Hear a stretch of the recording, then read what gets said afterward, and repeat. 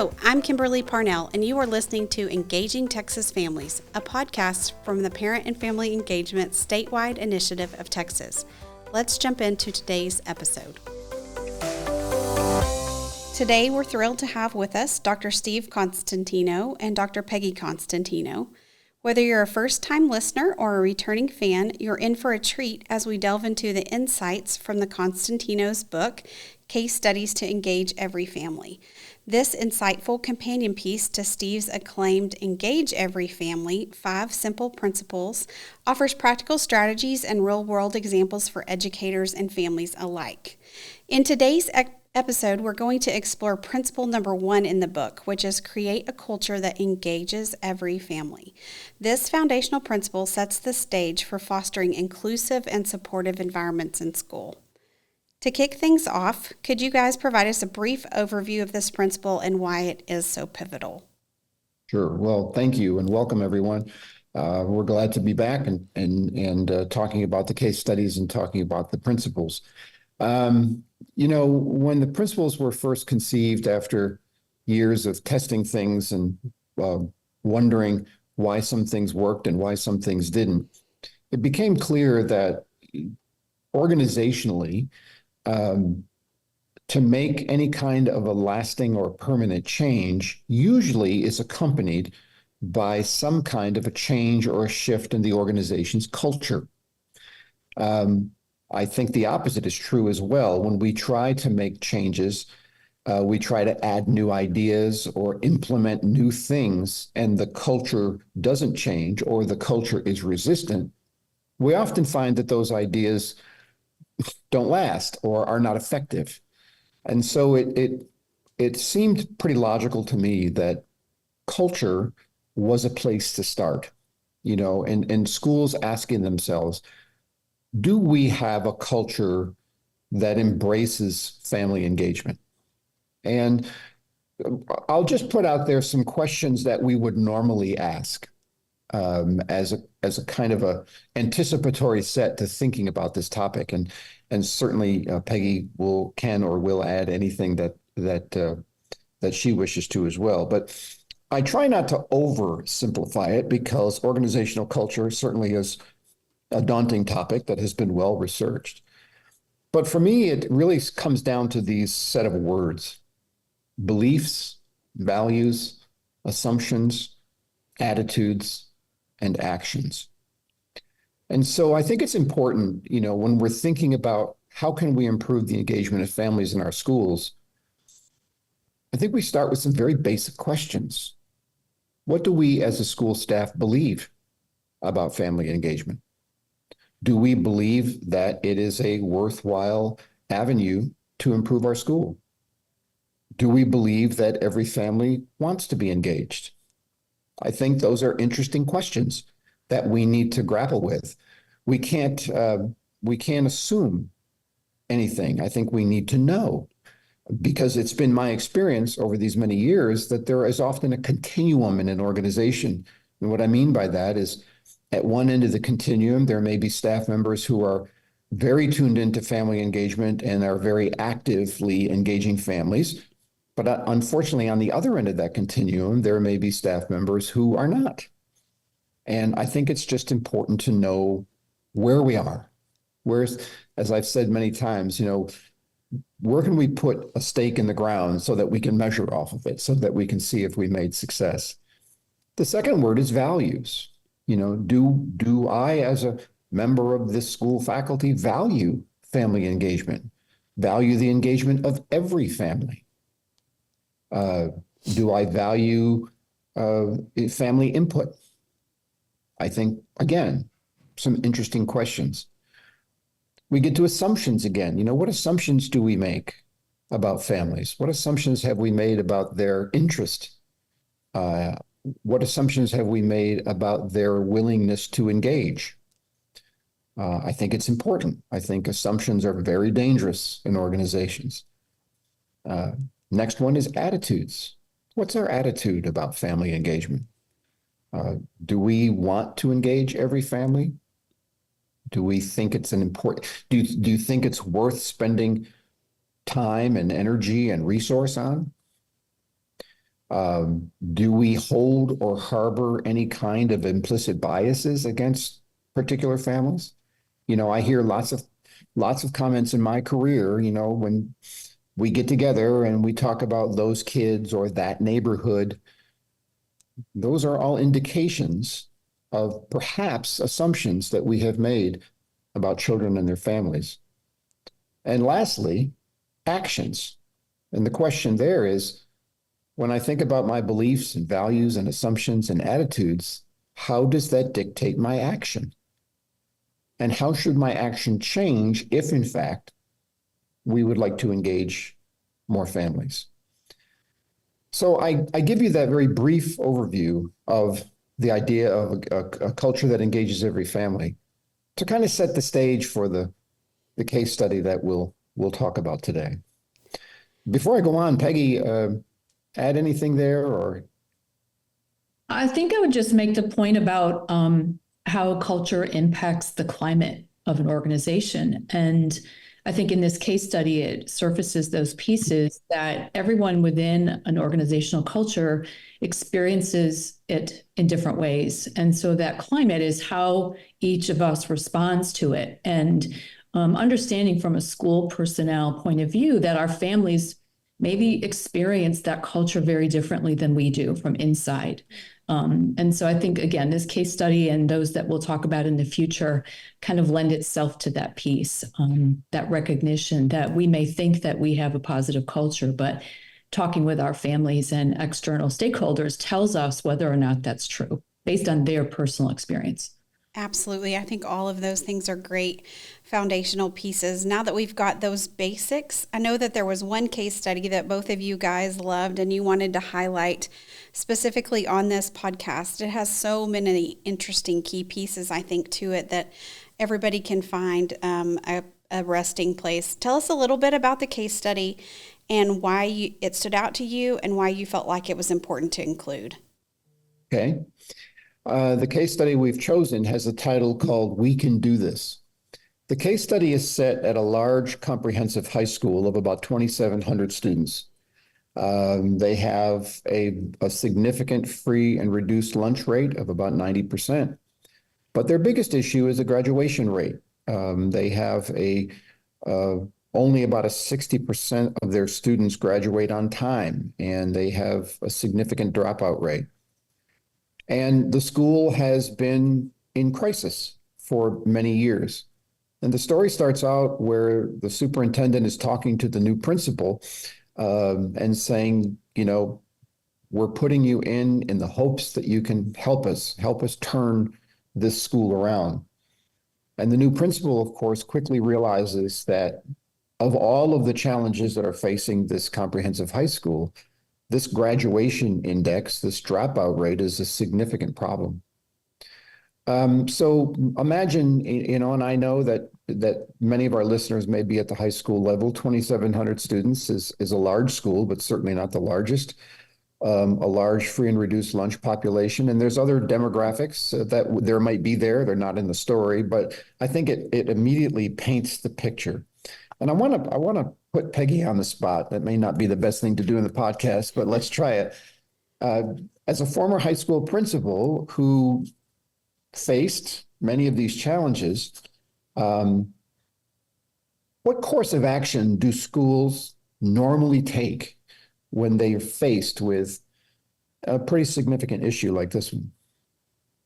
Well, I think sometimes, and again, from my own experience, sometimes these are the aha moments that come close to the end of a school year when sometimes we hear from parents, what do you mean my child's not going to graduate? And I never heard from the teacher, those kind of things. And sometimes it's the idea and the culture that it's their right to fail. They haven't done any of the work. And so, what can we do? And I think we also know absenteeism has a lot to do with underachievement in students and not being in school.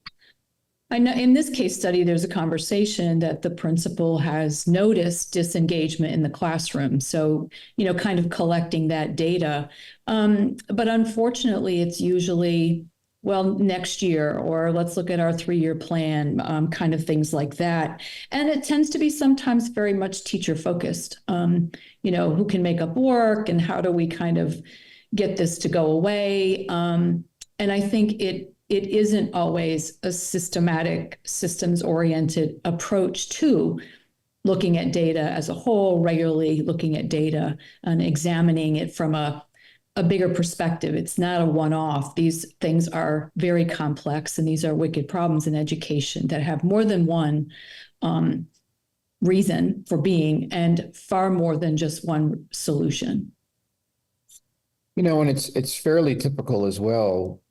We have some traditional ways of dealing with issues in school, and it's, we send a letter home, your child is in danger of failing and not graduating, or your child has 5 absences, and we have a progression of things that we have normally done. And in my experience, and I'm certainly not going to speak for any educators who might be listening, but in my experiences, I found that many times our usual ways of dealing with it didn't really make much of a difference. It really didn't help at all. Right. So as Peggie said, as the new principal of this school starts learning about the classrooms and learning about the teachers, he's hearing this interesting set of circumstances. The teachers, when he's talking with teachers about, the issues that they have, the teachers are very quick to talk about unmotivated and disengaged students and attendance issues. And, there's only so much we can do. When he talks to the students about, their perceptions of issues, it's interesting that they kind of point their finger at the teachers and say, well, the teachers don't care, or, it doesn't matter if I go to class, or it doesn't matter if I'm late. And so this all gives Brad kind of a picture, if you will, of what's happening. Brad's the principal, by the way. I don't think I explained that. So he decides to ask the school counseling office at the end of the first 9 weeks to send him the grade reports of about 700 seniors. And he finds that among these 700 seniors, already at the end of the first 9 weeks, a little over 200 of them are already in danger of not graduating. They're already jammed up, if you will. And so he sets about to do something a little bit differently. And we talked earlier and said, we weren't going to read the case study to people, but I do want to read what the principal wrote to each student and their family. And it's dear. It's so good. Yes. I see that you're having a tough time with fill in the blank, whatever it might be. I know that you might be worried about graduation or even thinking about giving up. Please come to the auditorium next Monday at 8 a.m. so that we can create a plan for your success. I will shake your hand and give you your diploma this June. We can do this. So the principal didn't know what to expect. He got the counseling staff and staff members ready in the auditorium, and to his amazement, the vast majority of students and many of their families showed up, and they began to create a plan. And Brad talked to the students and helped them out and was, built as many relationships as he could, in this meeting of trying to, for lack of a better term, triage a pretty significant problem. And as a result, at the end of the year, most of those students who at the first 9 weeks were in danger of not graduating did cross the graduation stage and did graduate. But that still wasn't Brad's goal. He wanted all of the students to be successful, not most of them. And so he continued to work with a small group of students who were not successful at the end of the school year. And he created a summer school project, a program for them. And in the school's history, they had their very first summer graduation, in which the remainder of the students successfully graduated. A little late, but they graduated. And right at the end of the story, Brad notices that one of the parents baked a big congratulations cake and had written across the top of the cake, "We did this." Um, this is one of the examples. If you listen to the first podcast, we talked about some of the case studies present a problem, and some of the case studies present a happy ending. Right. And this is one of those case studies that creates a happy ending. And so, we can certainly talk about what happened here and ask some specific questions, have a dialogue, and move however way we wish that we think is going to be most important. So, I think one of the most key things that stood out to me in this case study is I think it's so easy in education and maybe in life in general to think it's us and it's them. Like, and it really should in everything be we. Like, what are we going to do together? And when he says at the end of that note, we can do this, he really did mean we can. Like, it was going to take everybody in that community and in that kid's life, their parents, their grandparents, a principal, a teacher, a counselor, the janitor, like whoever it took, they were going to do it together. And I think in education, we sometimes have to be very, very careful because it does feel like that. Like we're overwhelmed. There's so much to do. We have however many kids, and I can't do this for everybody. But we can do that together, all of us. And I think that's the thing that struck me. And that principal felt that way, but also the resounding thing for me was at the end, that mom felt that way because she baked the cake that said, we did this. And they really did do that. right. My favorite part of this is going to the student who we know at high school, one of the arguments is always, well, when are they going to be responsible for their own learning? And, are they getting there? And I think that, Brad's note was not to the parent or the teacher about the situation. It was directly to the student, who really, as we know, is the one most in control of resolving those problems. We can do a lot of things, but until that student is engaged in that, and so dealing right with the student. And I think that sends a message to the parents. These people care about my child. They have an idea where I don't. I think it also sends a message to the faculty, to the teacher, that it's not just me. It's not my grade book that's the problem. It's not just me. They are going to talk with the students. And I think that starting it, this also too in the case, it's not the end of the year, where we're just throwing out the policy. Well, too bad, so sad, you didn't meet the credit requirement. This was ongoing. This was, we have a group of students in this first 9 weeks who are showing, that they're at risk. And we've had a history of that. So what can we do now? And so Brad follows them. He takes a personal interest in each of those students and follows them.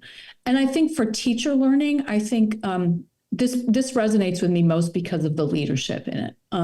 Leadership does matter. And this leader is now also modeling for others the way to do this. And that's how we built, and this is a different principle. So sorry, Steve, I'm jumping, but this idea of efficacy. Bandura says the social learning theory is one way we learn is through modeling. We see others do it and we follow suit. And I think that's a very strong piece of the success in this case. Absolutely. I had a principal one time who would say, what we permit, we promote. And she said it all the time. I mean, it was a daily something she said. And I think that is so true here. Like for years, those teachers had been permitted to just let those kids fall or whatever, whatever the case. And their data showed that. And so I love that also ties in.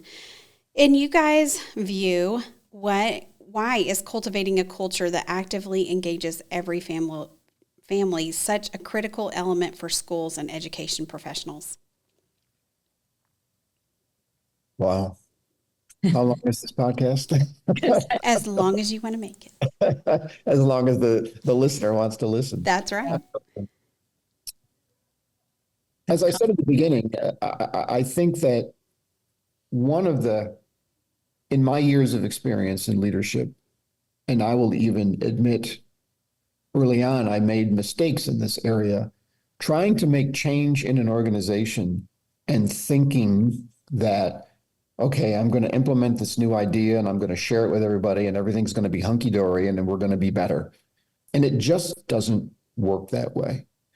Um, we have to understand that culture is really made up of the people in the organization. And if we don't understand what the people are thinking, what they believe, what they value, as I said earlier, then we'll never know until it's too late that an idea was successful or not successful. I often say, when I'm in workshops, how many people have been to the beginning of the year meeting where somebody stood up in front of you and rolled out the new initiatives? And educators will often chuckle when I say that because it's so true.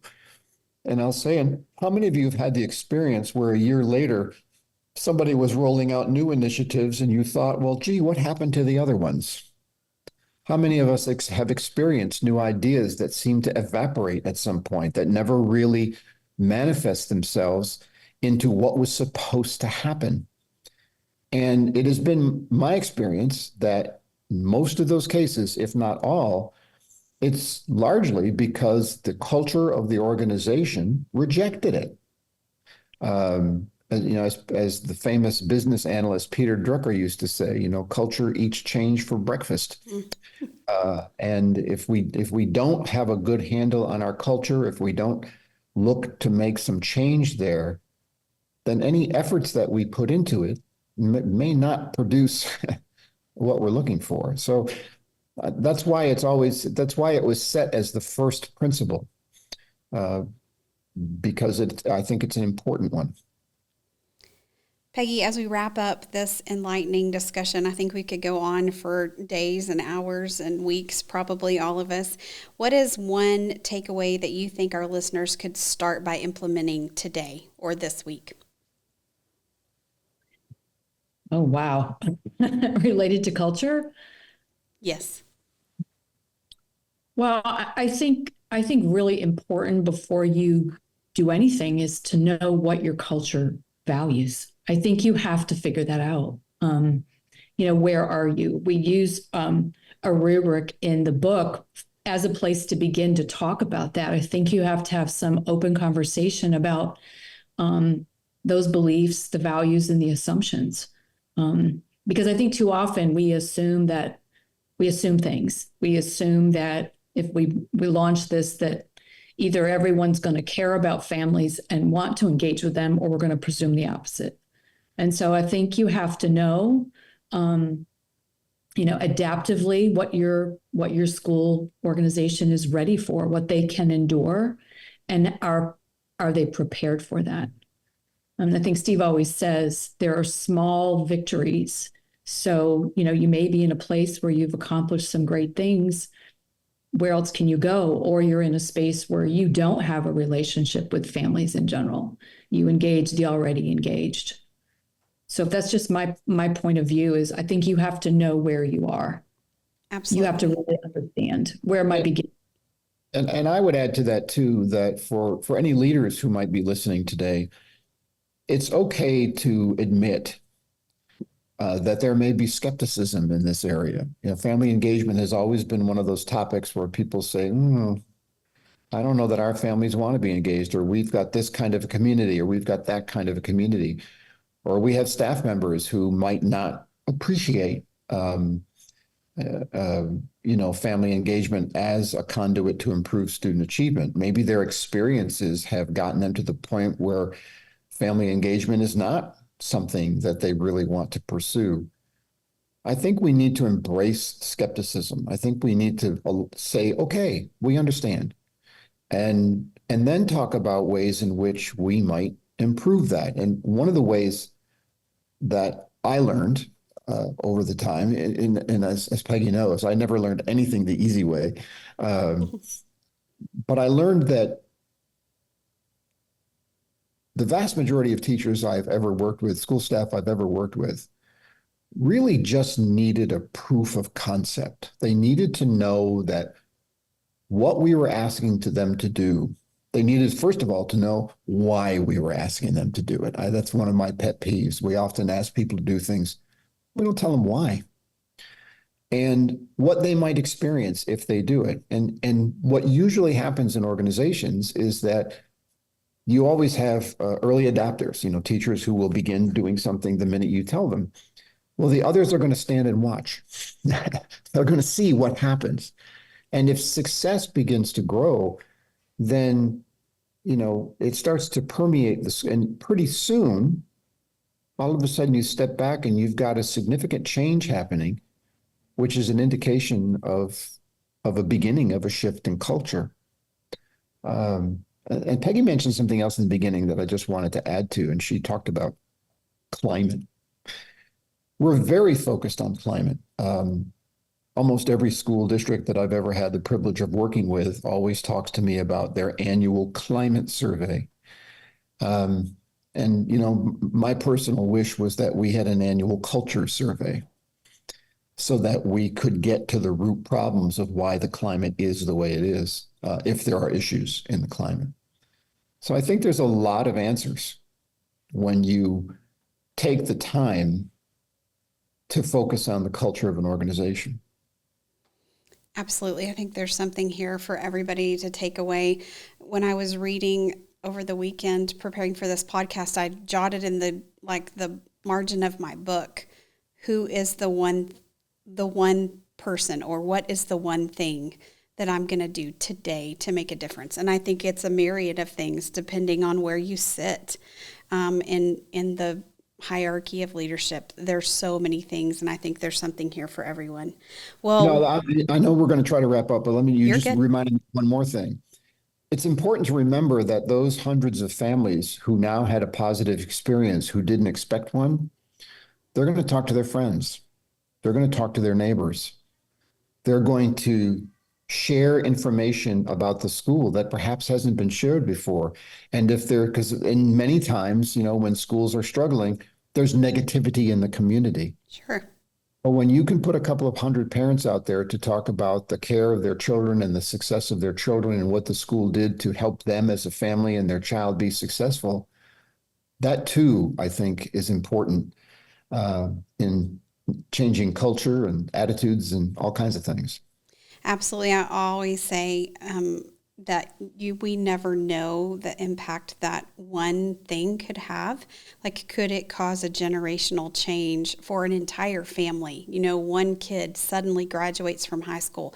What kind of change does that create further down the line for that entire family that could literally change an entire generation? And I think that's something that we just, as educators, no matter how daunting it gets, we always have to have that in the back of our mind. So thank you both so much for joining us today. We're looking forward to our next episode where we're going to move on to Principle 2.